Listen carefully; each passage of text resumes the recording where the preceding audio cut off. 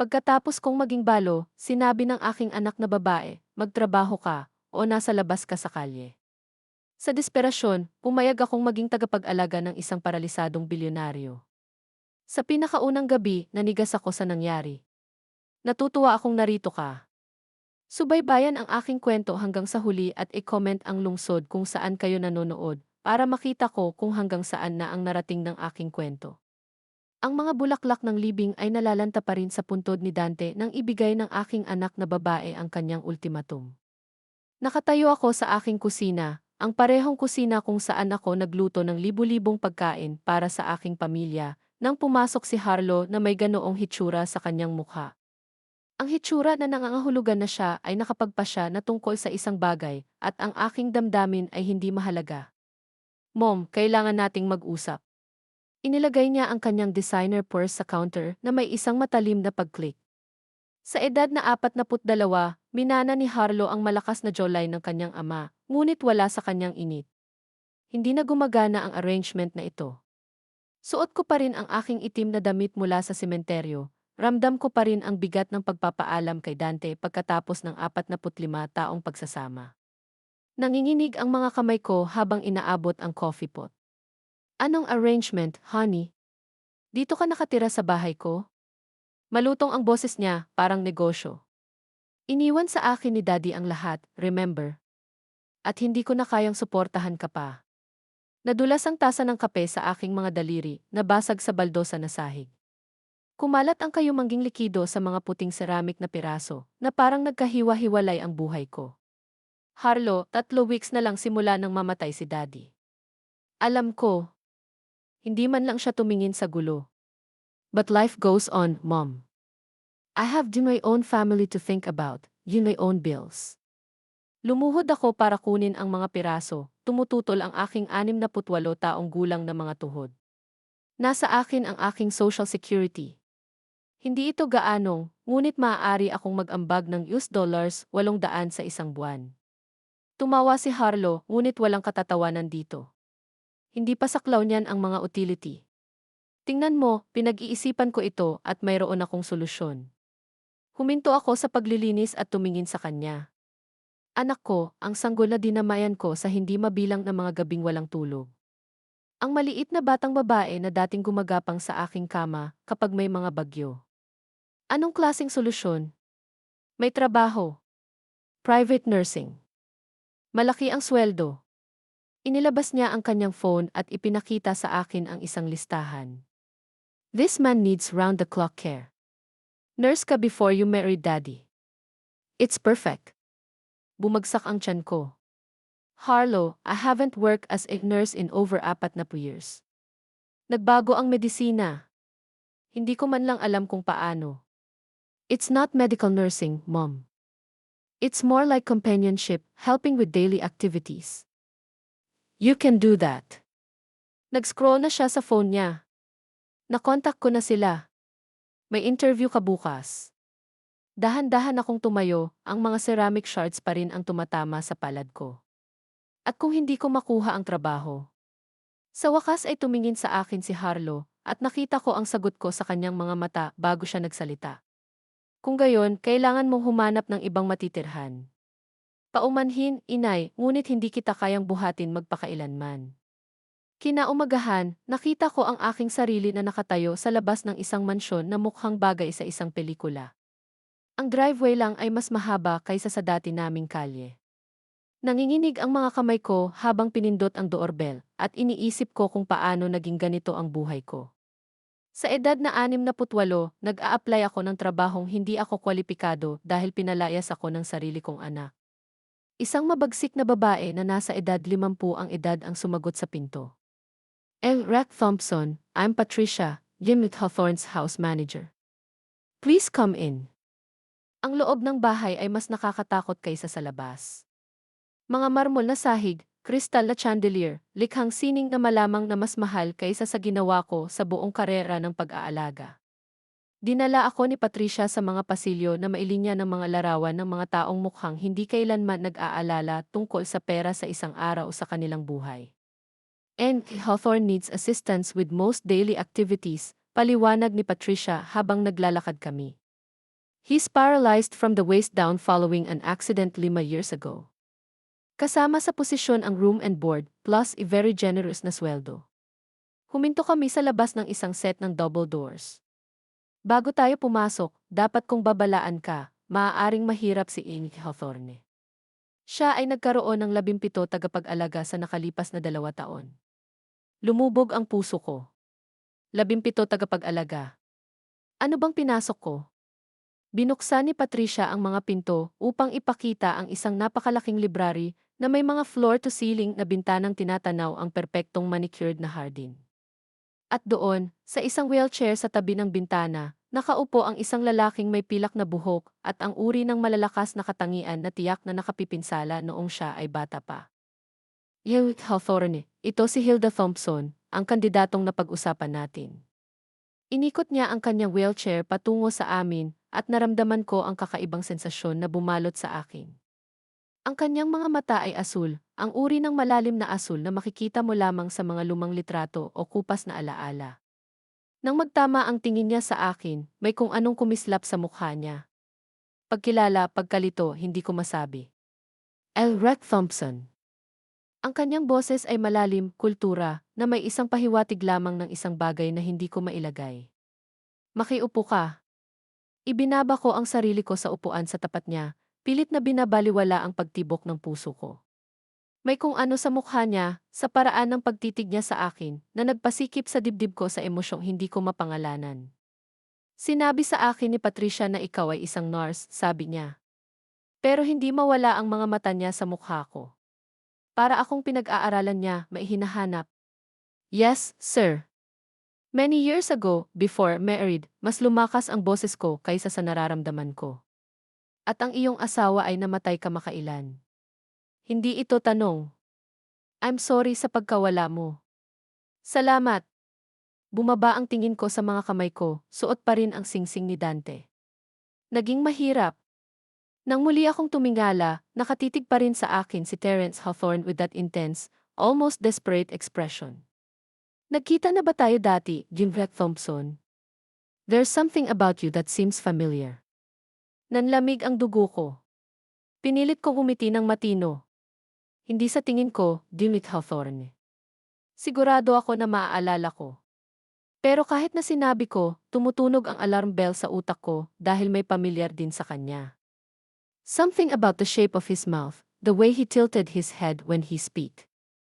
Isang bagay na nagpanginig sa mga kamay ko at napabuntong hininga. Baka hindi, bulong niya. Pero mukhang hindi siya kumbinsido. Sabihin mo sa akin, Jimrek Thompson, bakit gusto mo ang posisyon na ito?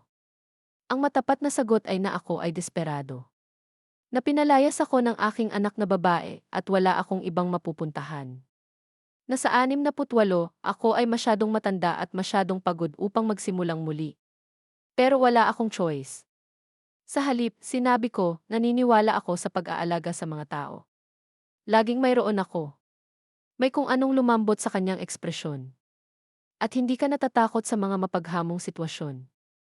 Naisip ko ang malamig na mga mata ni Harlow, ang tungkol sa paglilinis ng aking basag na tasa ng kape habang ang aking anak na babae ay nanonood, tungkol sa pagtulog sa guest room ng aking sariling tahanan dahil lumipat na si Harlow sa master bedroom.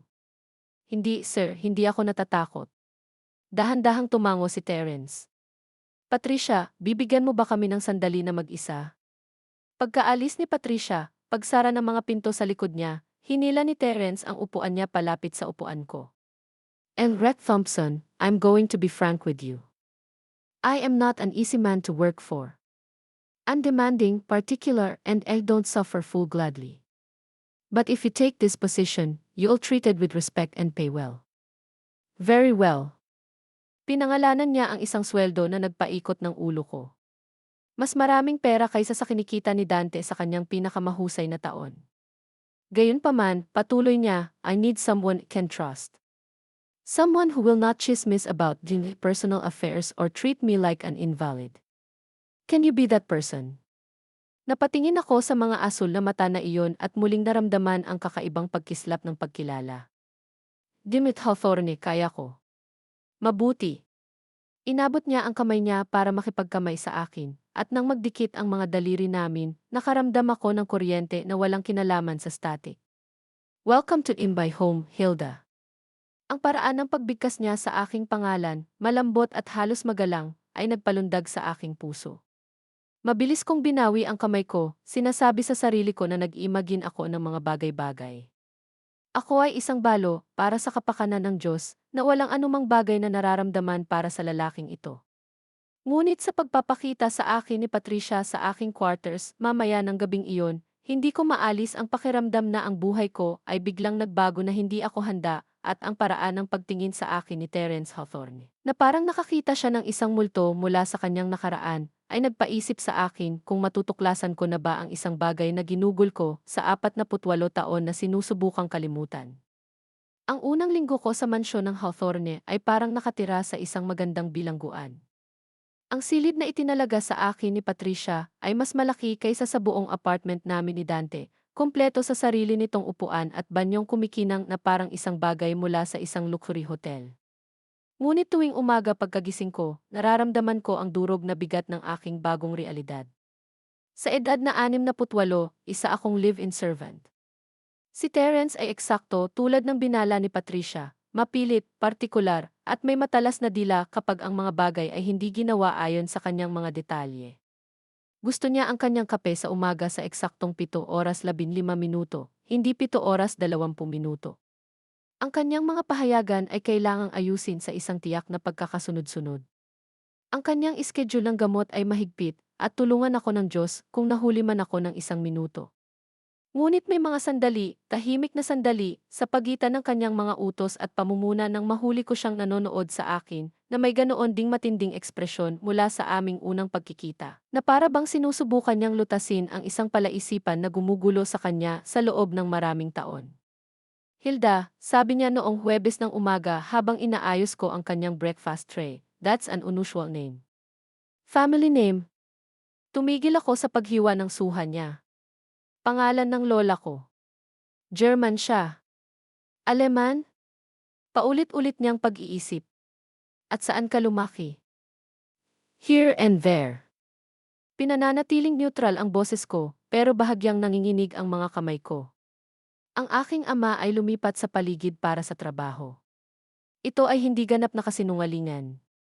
Kami ay madalas na lumipat, kahit na hindi para sa trabaho, mas katulad ng pagtakbo mula sa mga pinagkakautangan at mga utang ng aking ama sa pagsusugal. Ngunit ang ilang mga alaala ay mas mabuting iwanang nakabaon.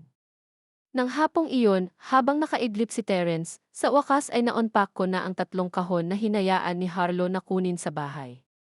Karamihan sa mga ito ay praktikal na mga bagay, mga damit, ilang mga libro, ang aking kahon ng alahas. Ngunit sa ilalim ng huling kahon, na nakabalot sa tissue paper, ay isang bagay na halos nakalimutan kong mayroon pa pala ako. Mga lumang photo album ko. Inimpek ko ang mga ito nang hindi nag-iisip, marahil dahil nakaupo sila sa aking nightstand, pagkatapos kong tingnan ang mga ito sa mga unang malungkot na gabi pagkatapos ng libing ni Dante.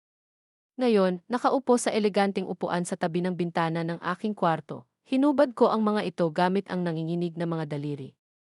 Ang unang album ay mula sa aking kasal kay Dante.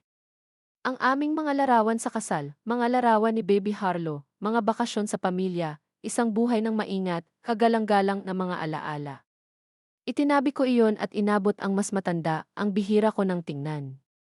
Ang takip ay kupas na asul na katad, basag sa mga sulok. Nasa loob ang mga larawan ng aking buhay bago si Dante, bago ang kasal at pagiging ina, at ang maingat, kontroladong pag-iral na binuo ko para sa aking sarili. Ang mga unang ilang pahina ay sapat na inosente, graduation sa high school, mga kaibigan ko sa nursing school, mukhang bata at may pag-asa ang mga magulang ko. Pero habang binubuklat ko ang mga pahina, bumibilis ang paghinga ko. Doon, sa pahina 12 ay isang larawan na nagpatagilid sa mundo. Ako ay 20 taong gulang sa larawan, nakasuot ng dilaw na sundress na tinahi ko mismo. Mahaba at maitim ang buhok ko, hinila pabalik gamit ang isang laso. Natawa ako sa sinabi ng photographer na pabalikwas ang ulo ko sa sobrang saya. At nakatayo sa tabi ko, ang kanyang braso sa aking baywang at ang kanyang mukha ay nagliliwanag sa uri ng ngiti na nakakatunaw ng mga puso, ay isang binata na may maitim na buhok at mapangwasak na asul na mga mata. Terry Hawthorne. Nanginginig ang kamay ko kaya muntik ko nang mabitawan ang album. Si Terry, hindi si Terence. Si Terry, na mahilig sa jazz music at chocolate ice cream at ang hitsura ko sa dilaw na damit na iyon. Si Terry, na nangako na pakasalan ako sa sandaling makuha niya ang kanyang kapalaran.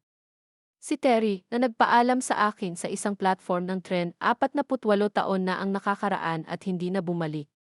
Tinitigan ko ang litrato hanggang sa uminit ang aking mga mata, sinusubukang ipagkasundo ang binata sa larawan sa lalaking pilak ang buhok sa wheelchair sa ibaba.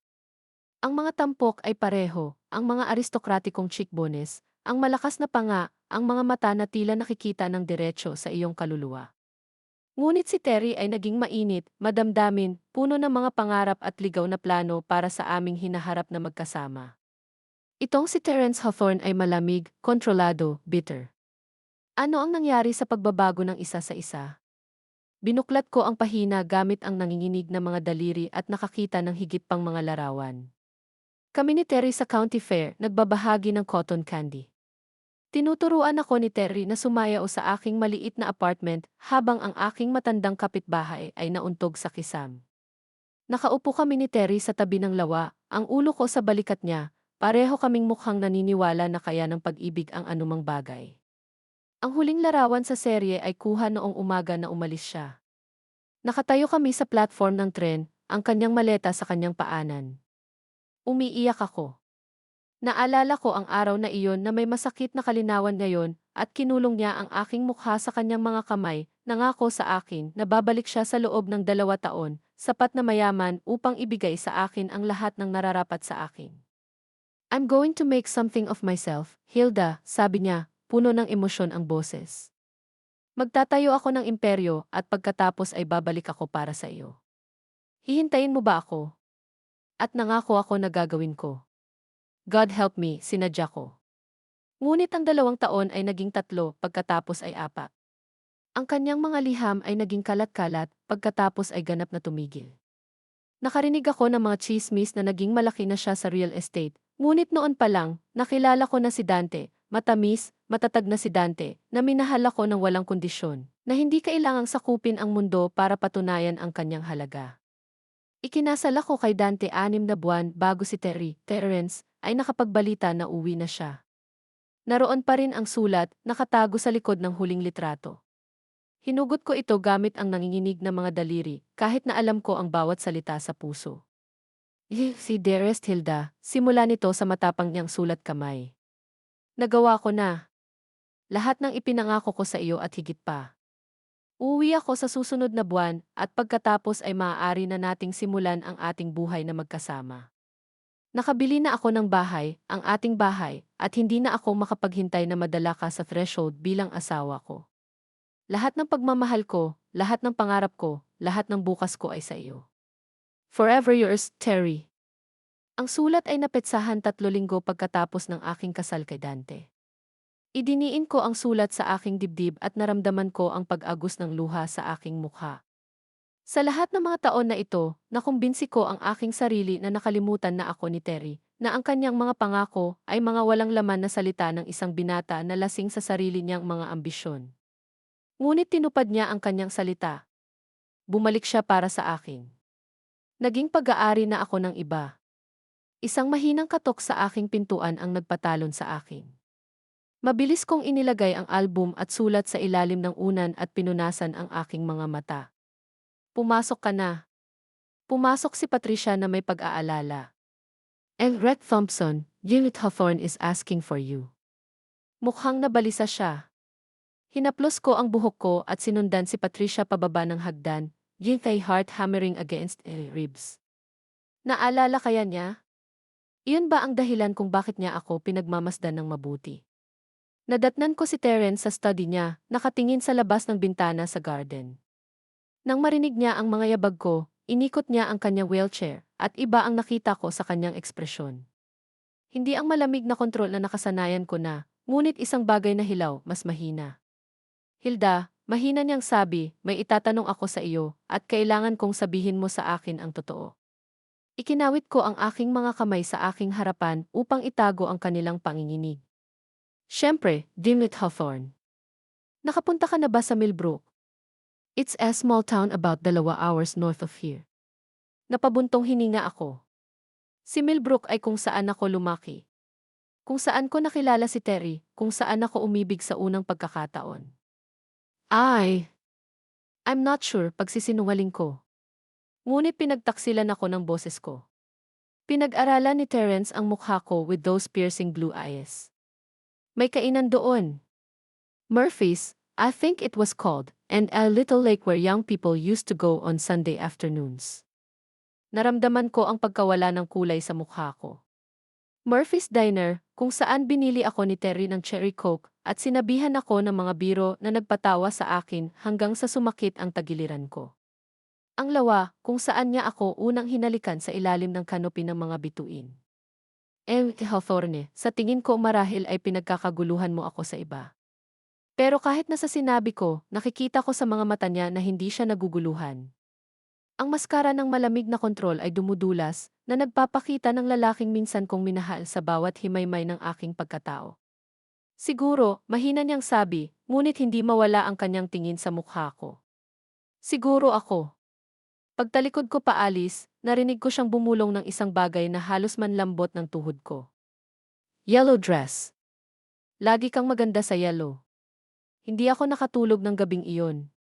Sa bawat pagpikit ko, nakikita ko ang batang mukha ni Terry sa mga litratong iyon. Narinig ang boses niya na nangangakong babalikan ako.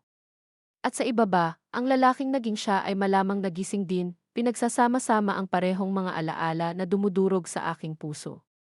Pagsapit ng umaga, nakapagdesisyon na ako. Hindi ko napigilang magpanggap. Kinakain ako ng charade ng buhay, at malinaw na mas naaalala ni Terry, sa bawat araw. Mas mabuting harapin ang katotohanan ng dahan-dahan kaysa hayaan itong sirain tayong dalawa. Natagpuan ko siya sa conservatory, nagbabasa ng morning paper. Ang sinag ng araw na dumadaloy sa mga dingding na salamin ay sumalo sa pilak sa kanyang buhok, at saglit, nakita ko ang magkabilang bersyon niya na nakapatong, ang binata na puno ng mga pangarap at ang matagumpay. Malungkot na lalaki na magiging siya. Magandang umaga, Jimmy Hawthorne. Inilapag ko ang kanyang kape kung saan eksakto kung saan niya ito nagustuhan, ang aking mga kamay ay nakakagulat na tumatayo. Hilda, tumingala siya mula sa kanyang papel, at nakita ko ang pagkahapo sa mga asul na mata na iyon. Nakatulog ka ba ng maayos? Hindi, matapat kong sabi. Ikaw ba? Isang multo ng ngiti ang dumampi sa kanyang labi. Hindi, iniisip ko tuloy ang mga dilaw na damit at cherry coke sa Murphy's Diner. Napabuntong hininga ako. Wala nang saysay na itanggi pa ito. Masyadong matamis ang cherry coke. Palagi mong sinasabi na kumuha ako ng vanilla, pero matigas ang ulo ko. Ipinikit ni Terence ang kanyang mga mata, at nang muli niyang idilat ang mga ito, matingkad ang mga ito sa hindi maalis na mga luha. Hilda Marie Brennan. Sinuot mo ang locket ng lola mo at may galos ka sa kaliwang tuhod dahil sa pagkahulog mo sa bisikleta mo noong ikaw ay 8. Otomatikong hinawakan ko ang lalamunan ko kung saan nakapatong ang locket. Binigyan mo ako ng singsing, isang maliit na pilak na banda na may pangako na balang araw ay papalitan mo ito ng mga diamante. Nasa akin pa rin ito. Halos pabulong lang ang boses niya. Dala ko ito sa loob ng 48 taon. Nagkatitigan kami sa kabuuan ng espasyong naghihiwalay sa amin. Hindi lang ang ilang talampakan ang pagitan ng kanyang wheelchair at kung saan ako nakatayo, kundi ang mga dekada ng iba't ibang buhay, iba't ibang mga pagpipilian, iba't ibang uri ng pag-ibig. Bakit hindi mo sinabi sa akin kung sino ka? Tanong niya. Napasubsob ako sa upuan sa tapat niya, biglang naramdaman ang bawat isa sa aking 68 taon. Natatakot kasi ako. Kasi hindi na ako yung babaeng naaalala mo. Kasi napabuntong hininga ako. Dahil hindi rin ikaw ang batang naaalala ko. Dahan-dahang tumango si Terence. Noong bumalik ako at nalaman kong pinakasalan mo si Dante Thompson, gusto kitang kamuhian. Sinabi ko sa sarili ko na hindi mo talaga ako mahal, na naghihintay ka lang ng mas mabuting sumama. Hindi totoo yan. Ang mga salita ay lumabas ng mas malakas kaysa sa inaasahan ko. I waited, Terry. I waited until I couldn't wait anymore. Your letter stopped coming and I thought, Pinunasan ko ang isang luha. Akala ko nakalimutan mo na ako. Hindi ako tumigil sa pagsusulat, tahimik niyang sabi. Ngunit kinumbinsi ako ng mga kasosyo ko sa negosyo na pipigilin ako ng isang maliit na bayan na babae. Hinarang nila ang aking mga sulat, sinabi sa akin na naka-move on ka na. Sa oras na napagtanto ko kung ano ang kanilang ginawa, kasal ka na. Ang kalupitan nito ay tumama sa akin na parang pisikal na suntok.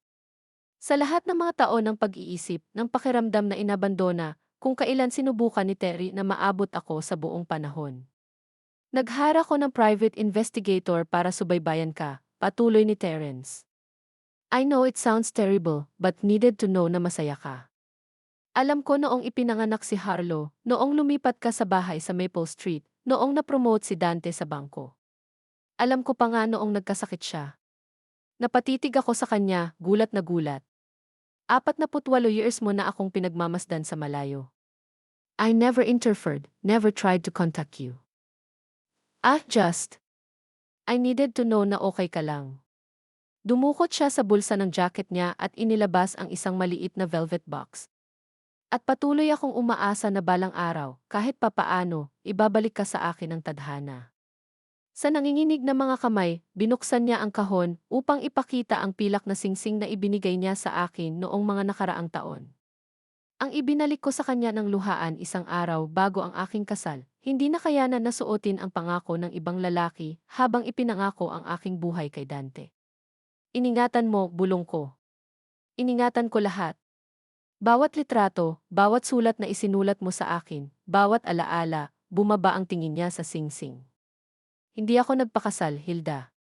Sabi ko sa sarili ko dahil masyado akong nakatutok sa negosyo. Ngunit ang katotohanan ay mas simple kaysa doon.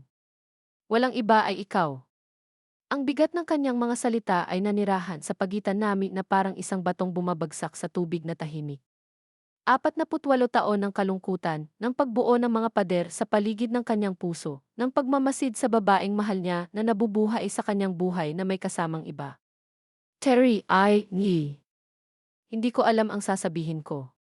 Paano ka hihingi ng paumanhin sa habang buhay na paghihiwalay na wala sa inyo ang pinili? Hindi kita sinisisi, mabilis niyang sabi. You made the right choice. Dante was a good man. He loved you the way you deserve to be loved, and he was there when it can't be. I've made peace with that. Meron ka ba? Mahinang tanong ko, dahil ang lalaking pinagtatrabahuhan ko nitong mga nakaraang linggo ay parang walang katahimikan. Umigting ang panga ni Terence. Binago ako ng aksidente. 5 years ago, pinanghahawakan ko pa rin ang pantasya na baka balang araw ay magkita tayong muli. Na baka magkaroon ng second chance. Tapos nagising ako sa hospital bed, paralyzed from the waist down, and I realized how full I'd been. What could they offer you now? Isang sirang lalaking naka-wheelchair. Tumigil ka. Napatayo ako bigla, nag-aalab ang galit sa dibdib ko. Just stop. Do you think I'm so shallow that your legs matter more than your heart? Do you think I'm the kind of woman who would turn away from someone care about because they needed help instead of able to give it? Mukha naman siyang nagulat sa kabangisan ko. Hilda. I loved you, Terry. Not your potential fortune, not your grand plans for the future. I loved the boy who brought me wildflowers because he cannot afford roses. The boy who held me when cried about my father's drinking. The boy who believed in dreams so fiercely that I could not help but believe in them, too. Umiiyak ako ngayon, 48 taon ng pinipigilang emosyon na bumubuhos sa akin na parang tubig sa isang sirang dam. At kung ang batang iyon ay nasa isang lugar pa rin, kung gayon ang lahat ay mga detalye lamang. Inabot ni Terence ang kamay ko at hinayaan ko siyang kunin. Ang kanyang mga daliri ay mas matanda na ngayon na may marka ng mga batik sa edad at mas manipis kaysa sa naalala ko. Pero nagpapadala pa rin ng kuryente ang haplos niya sa mga ugat ko. Narito pa rin siya, tahimik niyang sabi, nalibing sa ilalim ng maraming kapaitan at pagkabigo. Ngunit narito pa rin. Ang tanong, ano ang gagawin natin ngayon?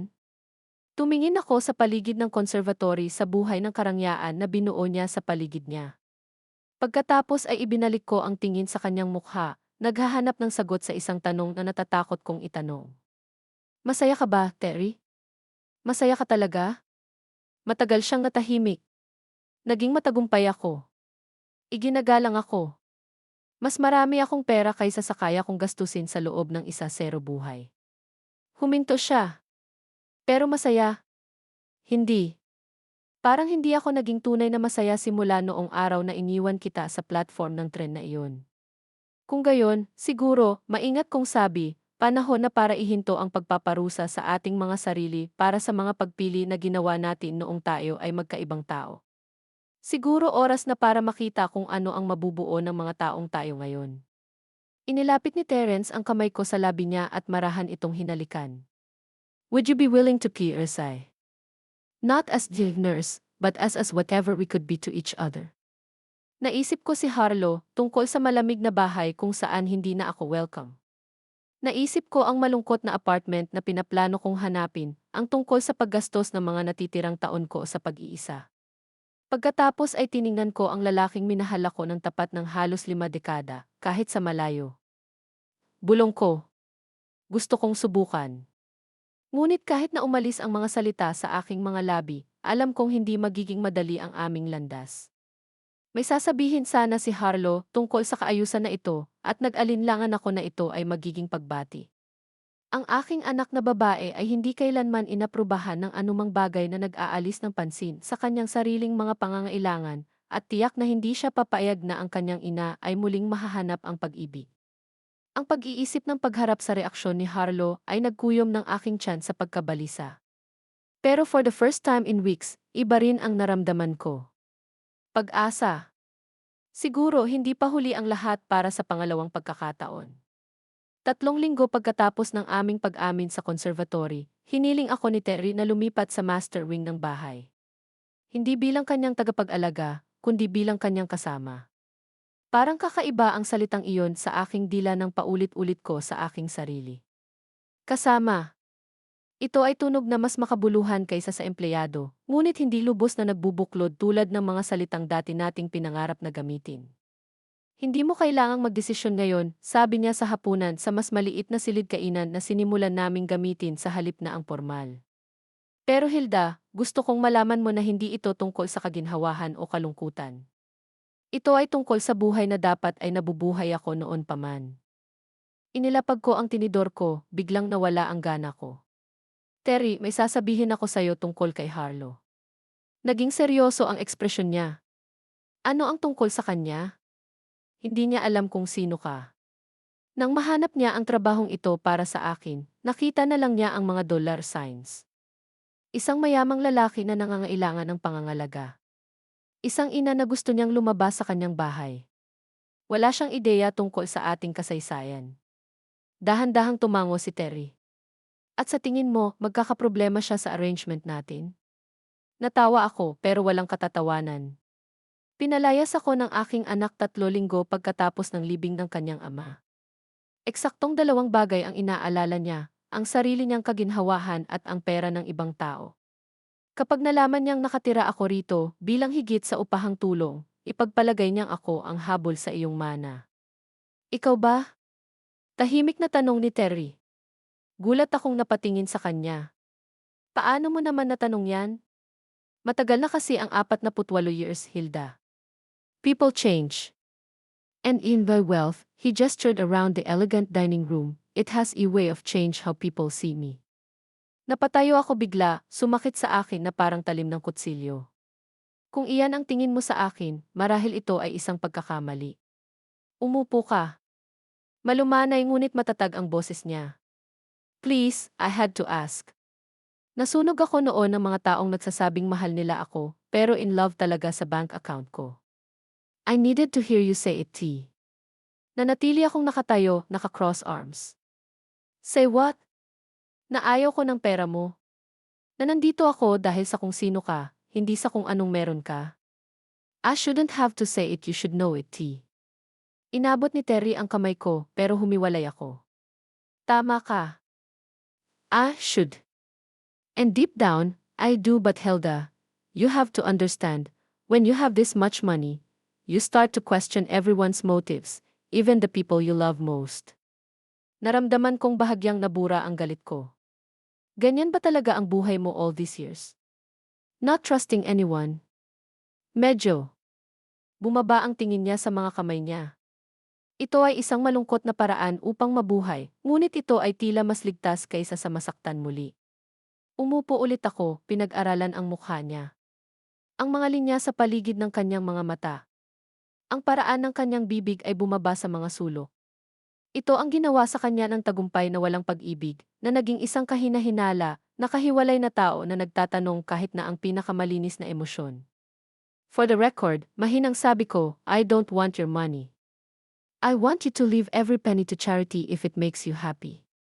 I have my social security and a small pension from the hospital where I worked before Harlow was born. It's not much, but I've lived on less. Bumaha ang kaginhawahan sa kanyang mga tampok. I'm sorry, kailangan kong magtanong. Don't apologize. Basta wag ka na magtanong ulit. Kinuha ko ang tinidor ko at kinagat ang salmon na inihanda ni Patricia. Now, about Harlow. Kapag nalaman niya to, manggugulo siya. I need you to be prepared for that. Tumigas ang ekspresyon ni Terry. Anong klaseng gulo? She'll probably demand to know what your intentions are. She might threaten to sue, claim I'm taking advantage of you. She might even tear aside to have me removed from the house. Hayaan mo siyang subukan. Dala ng kanyang boses ang bakal na nagtayo ng kanyang business empire. Ito ang bahay ko, Hilda. Walang nagsasabi sa akin kung sino ang maaari at hindi ko imbitahang tumira rito. Nais kong ibahagi ang kanyang pagtitiwala, ngunit mas kilala ko ang aking anak na babae kaysa sa kanya. Maaaring maging malupit si Harlow kapag nakaramdam siya ng pananakot at tiyak na makaramdam siya ng pananakot sa pag-unlad na ito. Nagring ang phone ko, naputol ang pag-iisip ko. Lumabas sa screen ang pangalan ni Harlow at kumulo ang tiyan ko. Speak of the devil, I murmured, ipinakita kay Terry ang display. Sagutin mo, sabi niya. Tapusin na natin ito. Nag-swipe ako para tanggapin ang tawag. Hello, Harlow. Nanay. Matigas ang boses niya na halos hindi makontrol ang galit. Nakaroon ako ng pinakakawili-wiling pag-uusap kay M.S. Patterson mula sa simbahan. Sinabi niya na nakita kanya sa grocery na may kasamang lalaking naka-wheelchair at pamilyar ka sa kanya. Pumikit ako. Sa isang bayan na ganito kalaki, syempre, may makakakita sa amin at magre-report pabalik kay Harlow. Magkasama kaming pumunta ni Terry sa palengke kahapon at pinilit niyang bumili ng mga sangkap para sa chocolate cake na binanggit kong nawawala mula sa aking pagkabata. Sa sinumang nanonood, malamang na mas naging intimate kami kaysa sa employer at empleyado. His name is Terence Hawthorne, maingat kong sabi. Siya ang lalaking pinagtatrabahuhan ko. Magtrabaho para sa o magtrabaho sa? Tumulo ang boses ni Harlow sa paratang.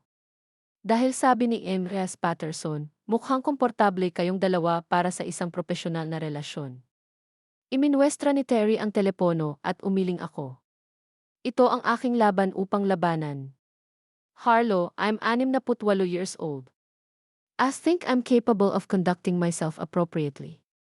Natutulog ka ba sa kanya? Parang sampal na tinamaan ako ng mataray na tanong. Walang kinalaman iyan. It is if you're embarrassing our family name. Dad is not even cold in the ground, and you're already throwing yourself at the first rich man who shows you attention. Bumaha sa akin ang mainit na galit. How dare you?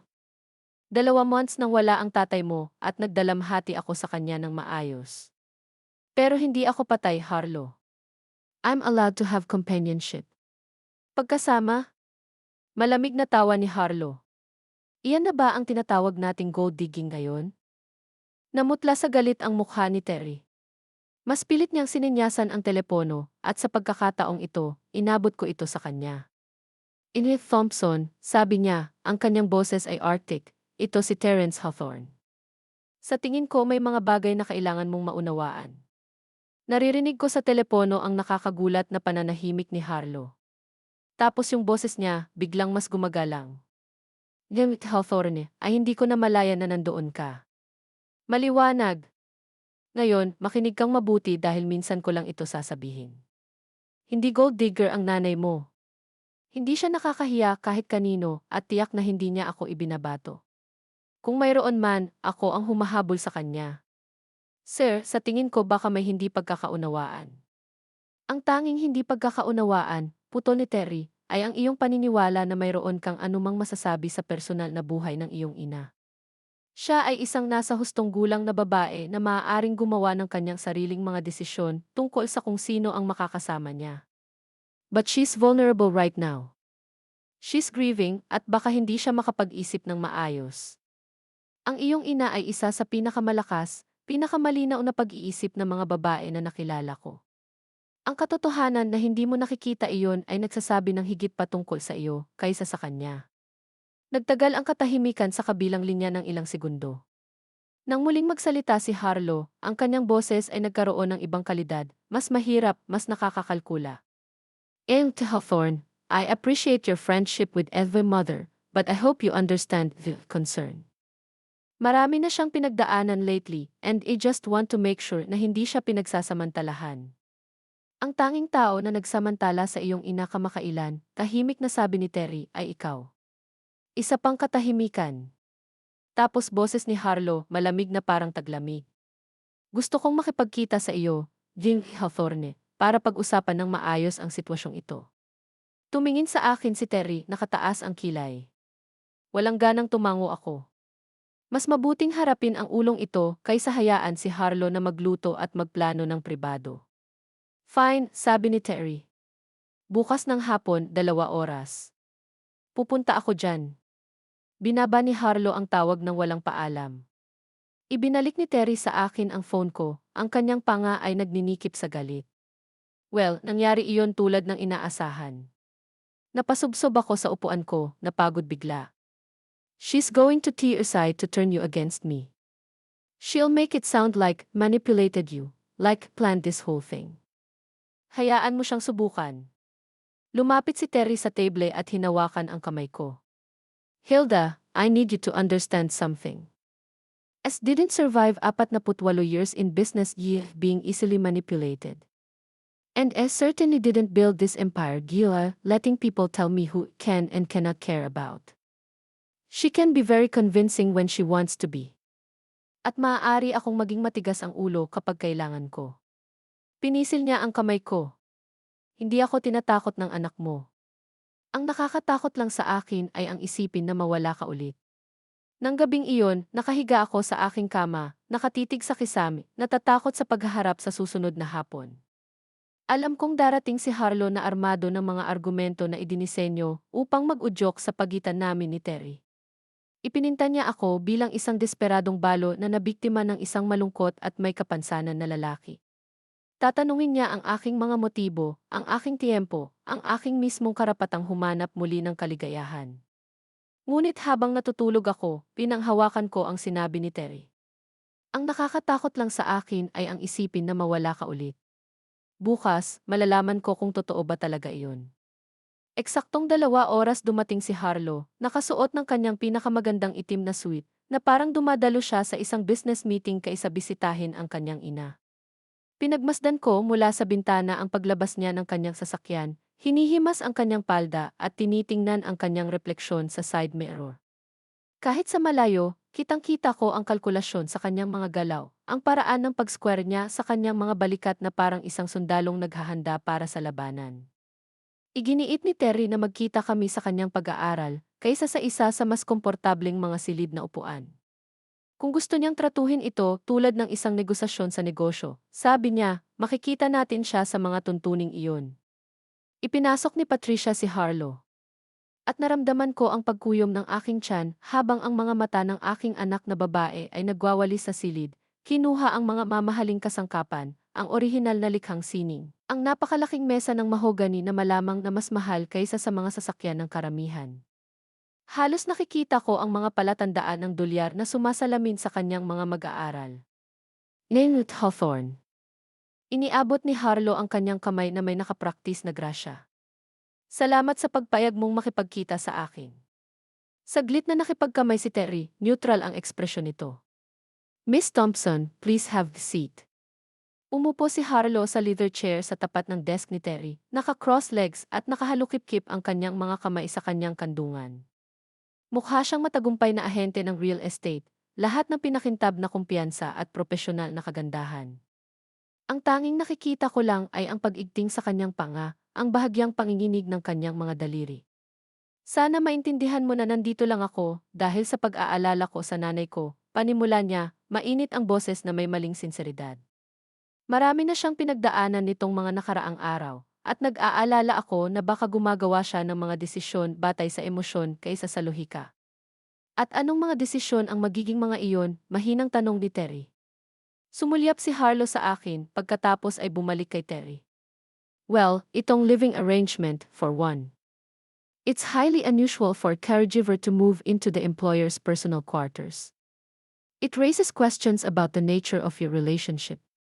Anong klaseng tanong? Nanatiling kalmado ang boses ni Terry, ngunit naririnig ko ang bakal sa ilalim. Mga tanong tungkol sa mga hangganan, tungkol sa naaangkop na propesyonal na pag-uugali. Bahagyang sumandal si Harlow. Hawthorne, I'm sure you're a lovely man, but Dinley mother is vulnerable right now. She's grieving. She's financially insecure, and she might be confusing gratitude with other feelings. Naramdaman ko ang pag-init ng pisngi ko. Harlow, tama na. Ayos lang, Hilda. Hindi inalis ni Terry ang kanyang mga mata sa aking anak. Gusto kong marinig kung ano ang sasabihin ni Miss Thompson. Sinamaan ako ng tingin ni Harlow pagkatapos ay bumalik kay Terry nang may panibagong kumpiyansa. I'm saying that my mother has always been somewhat impressionable. She sees the best in people, sometimes to her detriment. And in her current state, she might not be thinking clearly about the implications of this situation. Ang mga implikasyon ay kung ano, eksakto. Bueno, nariyan ang halatang pag-aalala tungkol sa kung ano ang iisipin ng mga tao. Isang balo na lumipat sa isang mayamang lalaki sa lalong madaling panahon pagkatapos ng pagkamatay ng kanyang asawa. Mukhang hindi maganda. Ang boses ni Harlow ay may nag-aalala, nagmamalasakit na tono na nagpagapang sa aking bala. And then there's the question of what happens when this arrangement ends. May iwan na naman ba ang nanay ko sa kawalan? Kailangan pa ba niyang magsimula ulit? Sumandal si Terry sa kanyang wheelchair, ang kanyang mga daliri ay nakatuntong sa kanyang harapan. Iyan ay mga kagiliw-giliw na punto. Sabihin mo sa akin, Miss Thompson, ano sa tingin mo ang makakabuti para sa iyong ina? Nagningning ang mga mata ni Harlow sa pag-aakalang nakahanap siya ng bukas. I think she should come home, back to her family where she belongs, where she can grieve well and make rational decisions about her future. And gisay home, you mean yung bahay na minana mo sa tatay mo, yung bahay na pinaalis mo. Nagkaroon ng biyaya si Harlow na magmukhang hindi komportable. That was a misunderstanding. I was emotional, dealing with Eva's own grief. Of course, my mother is always welcome in my home. Gaano katagal? Tahimik na tanong ni Terry. I'm sorry. Hanggang kailan magiging welcome ang nanay mo? Hanggang sa magdesisyon ka na naman na pabigat siya. Hanggang sa susunod na kailangan mo ng espasyo para sa sarili mong pamilya. Bahagyang dumulas ang maskara ni Harlow, tumambad sa ilalim ang nagkalkulang babae. Hawthorne, sa tingin ko ay hindi mo naiintindihan ang pagiging komplikado ng mga relasyon sa pamilya. Nako, naiintindihan ko naman. Parang talim ang tinig ni Terry sa kanyang mga salita. Naiintindihan ko na pinalayas mo ang iyong ina 3 linggo pagkatapos ilibing ang kanyang asawa sa loob ng 45 taon. Naiintindihan ko na binigyan mo siya ng ultimatum, magtrabaho o manirahan sa kalye. At naiintindihan ko na ang tanging dahilan kung bakit ka naririto ngayon ay dahil napagtanto mo na maaaring nakahanap siya ng mas mahusay kaysa sa iniaalok mo. Namula ang mukha ni Harlow. Hindi yan. Pinoprotektahan ko siya. Tinuturuan siyang maging independyente sa pamamagitan ng paggawa sa kanyang walang tirahan. Hindi siya homeless. May mga opsyon siya, gaya ng... Galit na tumingin si Harlow sa pagitan namin ni Terry, malinaw na hindi inaasahan na ilalagay sa defensive. She could have found a apartment. She has social security. $800 a month, tahimik na sabi ni Terry. Alam mo ba kung ano ang karaniwang upa sa lugar na ito, Gia Thompson? Bumuka at sumara ang bibig ni Harlow na parang isda na humihingal. US dollars 1,200, patuloy ni Terry. Para sa isang-isang silid-tulugan na apartment sa isang disenteng kapitbahayan, ang iyong ina ay magiging kulang ng US dollars 400 bawat buwan para lamang sa pabahay. Hindi kasama doon ang pagkain, mga kagamitan, mga gastusing medikal, o anuman sa iba pang mga gastos sa pamumuhay. Maaari siyang makahanap ng mas mura. Saan? Saang bahagi ng bayan? Handa kang hayaan ang iyong 68 taong gulang na ina na mamuhay sa kahirapan kaysa abalahin ang iyong sarili. Pinaghalong kasiyahan at lungkot ang pinanood ko sa palitan na ito. Satisfaction dahil sa wakas ay may nananagot kay Harlow sa kanyang kalupitan. Ang kalungkutan dahil ang isang tao ay kailangang maging isang estranghero kaysa sa sariling konsensya ng aking anak na babae. Mabilis na nag-crack ang professional composure ni Harlow. You don't understand. Liga mother, she's always been hard. High maintenance. Inaasahan niyang lahat ng tao ay mag-aalaga sa kanya. Mataas na maintenance. Hindi ko na nagawang manahimik. Harlow, nagtrabaho ako ng 2 trabaho para makapagkolehiyo ka. Inalagaan ko ang iyong ama sa pamamagitan ng 5 taon na paggamot sa kanser nang walang kahit isang reklamo. Inaalagaan ko ang iyong mga anak tuwing katapusan ng linggo ng libre, at hindi ako kailanman humingi sa iyo ng anuman maliban sa isang lugar upang magdalamhati ang aking asawa. You were smothering me, sumabog si Harlow, tuluyang nalaglag ang maskara niya. Palaging nakahover, laging nagsisikap na tumulong, palaging nagpapadama sa akin na nagkasala sa pagkakaroon ng sarili kong buhay. Kailangan ko ng espasyo para huminga. Kaya pinalayas mo ako, mahinang sabi ko. Binigyan kita ng pagkakataong tumayo sa sarili mong paa kahit minsan. Nakakabingi ang sumunod na katahimikan. Tumingin si Terry kay Harlow na may ekspresyon ng malamig na pagkasuklam na talagang napaatras siya sa kanyang upuan. Edith Thompson, sabi niya sa wakas, sa tingin ko tapos na tayo dito. Teka! Desperado na ang boses ni Harlow ngayon. You don't understand what you're going into. In my mother, she has expectations. She'll want marriage, security, legal protections. She's not just looking for companionship. Hindi nagbago ang ekspresyon ni Terry. And what if she is looking for those things? What if I want to give them to her? Natahimik si Harlow. Anong sinasabi mo? Sinasabi ko na ang iyong ina at ako ay parehong nasa hustong gulang na maaaring gumawa ng sarili naming mga desisyon tungkol sa aming relasyon. Kung ang relasyon na iyon ay mananatili sa tulad nito ngayon o umunlad sa isang bagay na higit pa ay wala sa iyong pag-aalala. May iba pa? Bahagyang pabulong ang boses ni Harlow. Inabot ni Terry ang kanyang desk drawer at inilabas ang isang maliit na velvet box, ang parehong kahon na ipinakita niya sa akin sa conservatory na naglalaman ng pilak na singsing mula sa aming kabataan. May kasaysayan kami ng nanay mo na nauna sa tatay mo, nauna sa iyo, nauna sa lahat ng iniisip mong alam mo tungkol sa buhay niya. Tinitigan ni Harlow ang kahon na parang makamandag na ahas. Anong uri ng kasaysayan? Yung uri na mahalaga, simpleng sabi ni Terry. Minsan naming minahal ang isa't isa, napakalalim. Pinaghiwalay kami ng mga pangyayari, ngunit hindi nila sinira ang aming naramdaman. At ngayon, 48 taon na ang lumipas, mayroon kaming pagkakataong makita kung ang mayroon kami ay sapat na upang makaligtas sa panahon at pagbabago. Kasal ang sinasabi mo. Flat ang boses ni Harlow, walang emosyon. Pinag-uusapan ko ang tungkol sa pamumuhay sa buhay na dapat sana ay nabuhay tayo noon pa man.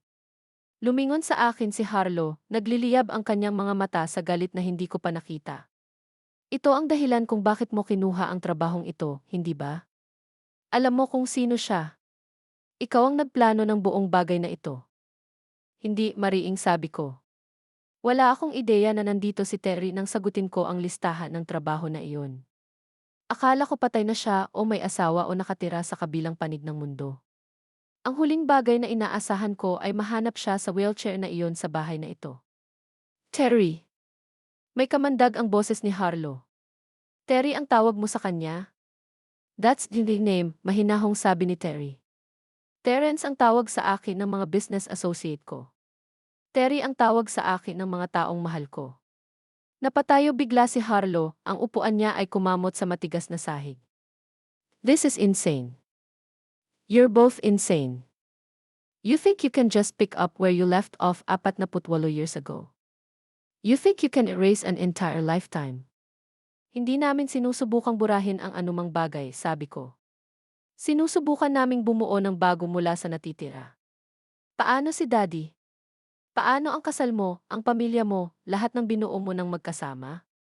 Ang iyong ama ay isang mabuting tao, at minahal ko siya, ngunit si Terry ang aking unang pag-ibig. At ang ilang mga bagay may mga bagay na hindi talaga nagtatapos. Napatingin si Harlo sa pagitan namin na may namumuong gulat. Ginagamit ka niya, Mom. Can't you see that? He's lonely and disabled, and you're convenient. Kapag napagod siya sa paglalaro ng bahay, lalabas ka na naman sa kalye. Tama na. Parang latigo ang boses ni Terry. Hindi ka magsasalita ng ganyan tungkol sa nanay mo sa bahay ko. Bahay mo. Tumawa ng mapait si Harlo. Pag-usapan natin ang bahay mo, ang pera mo, ang kapangyarihan mo. Iyon naman talaga, di ba?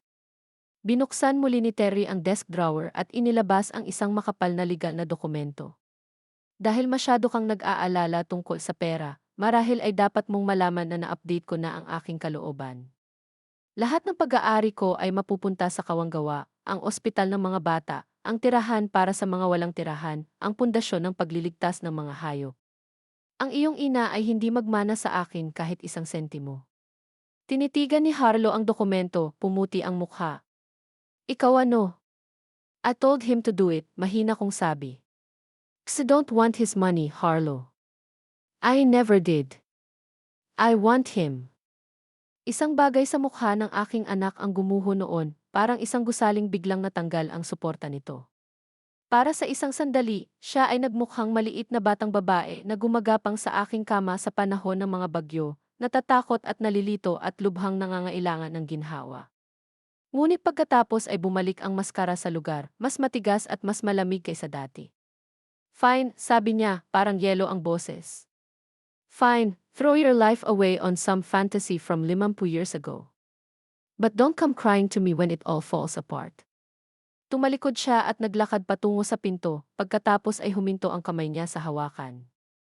At huwag mong asahan na nandito ako para kunin ang mga piraso kapag tapos na siya sa iyo. Kumatok ang pinto sa likod niya ng sapat na lakas para kalampag ang mga bintana. Natahimik kami ni Terry ng ilang minuto, nakikinig sa tunog ng pag-andar at pag-alis ng sasakyan ni Harlo. Sa wakas, inabot ni Terry ang desk at hinawakan ang kamay ko. Ayos ka lang ba? Naisip ko ang tanong, sinusubok ang aking emosyon tulad ng pag-udyok ng masakit na ngipin. Okay lang ba ako? Ang aking anak na babae ay tinanggihan lamang ako. Inakusahan ako ng pagiging isang gold digger at isang tanga at stormed out sa aking buhay sa bawat intensyon na hindi na bumalik.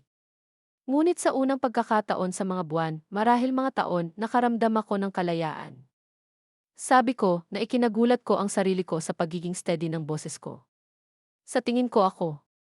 Pagkalipas ng 6 na buwan, tumayo ako sa parehong conservatory kung saan una naming nakilala ni Terry ang aming nakaraan. Ngunit nagbago ang lahat.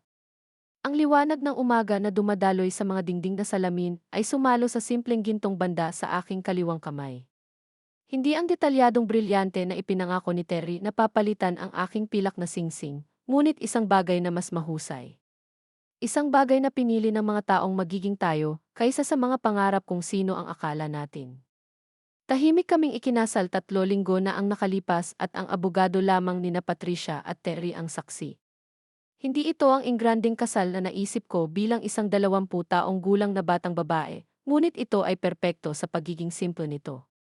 2 tao na natagpuan ang kanilang paraan pabalik sa isa't isa, laban sa lahat ng mga pagsubok, na nangangakong gugulin ang anumang oras na natitira nilang magkasama. And Rat Hawthorne, sabi ni Patricia, pagpasok sa conservatory sa kanyang karaniwang mabilis na kahusayan.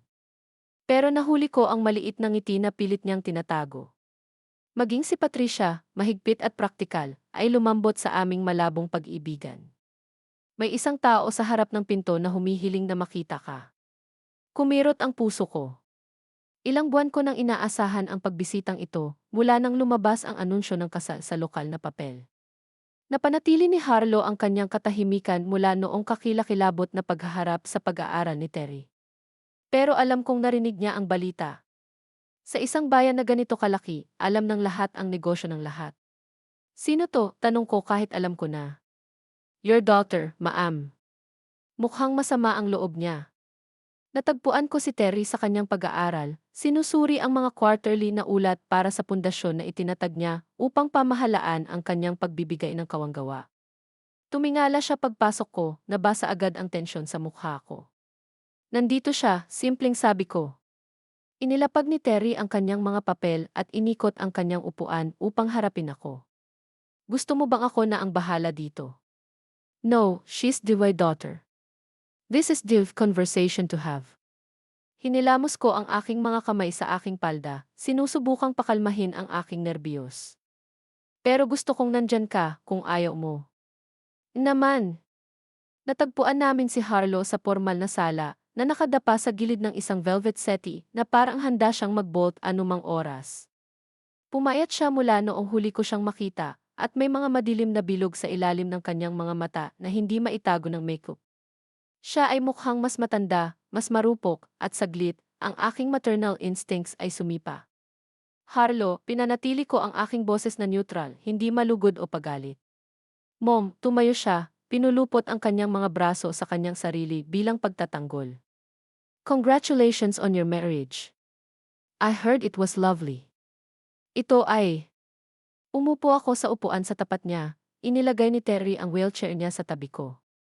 Simple, pero maganda. Lumipat ang mga mata ni Harlow sa magkahawak naming kamay sa matching gold bands na suot namin. You actually did it, you actually married him. I did. For better or worse, richer or poor, in sickness and in health. May bahid sa boses niya, pait na nagpapasakit sa puso ko. All of it, mariing sabi ko. Bawat panata, bawat pangako. Tumawa si Harlow pero parang hikbi. You know what the worst part is? I actually thought you might come back after the novelty wore off, after you realized what you'd gave up. Akala ko uwi ka na. Ito ang tahanan ko ngayon kasama siya. Tiningnan niya si Terry na halos hindi na itago ang sama ng loob.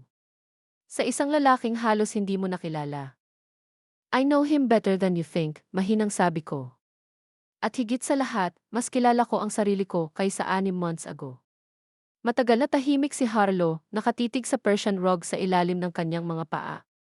Nang muli siyang tumingala, ang kanyang mga mata ay nagniningning na may mga luhang hindi tumutulo. Iniisip ko kung ano ang sinabi mo tungkol kay Daddy at sa iyong unang pag-ibig at mga bagay na hindi na talaga matatapos. Napabuntong hininga siya. Binasa ko ang mga papel ni Daddy pagkaalis mo. May nakita akong mga sulat. Napabuntong hininga ako. Anong klaseng sulat? Love letters to someone named Jennifer. Dated from 2 years before he died. Bahagyang pabulong ang boses ni Harlow. He was having an affair, Mom. For at least 2 years, baka mas matagal pa. Ang mga salita ay tumama sa akin na parang isang pisikal na suntok. Si Dante, ang aking matatag, tapat na Dante, ay naging hindi tapat. Habang inaalagaan ko siya sa pamamagitan ng kanyang karamdaman, habang hawak ko ang kanyang kamay sa pamamagitan ng chemotherapy, at nagkukunwaring hindi napapansin kung gaano kabigat ang kanyang bigat. Sumusulat siya ng mga liham ng pag-ibig sa ibang babae.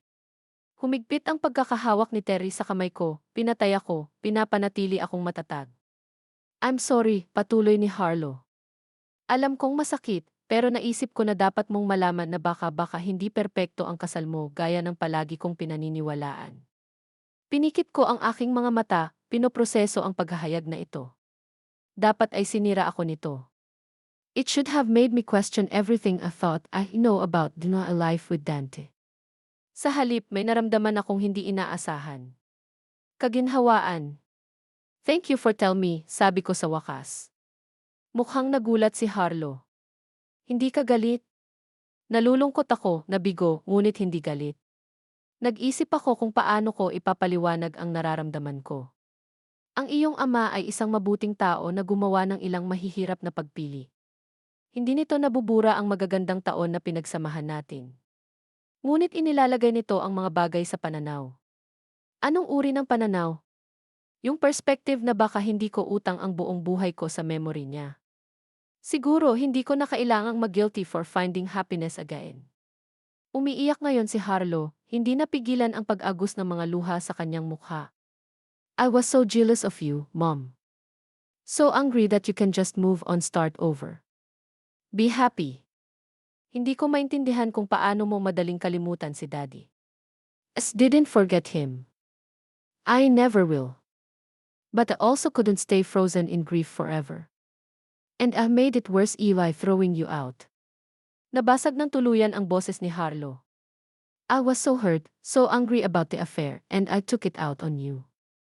I blamed you for not being enough to keep him faithful, and then blamed you for being too much when you need support.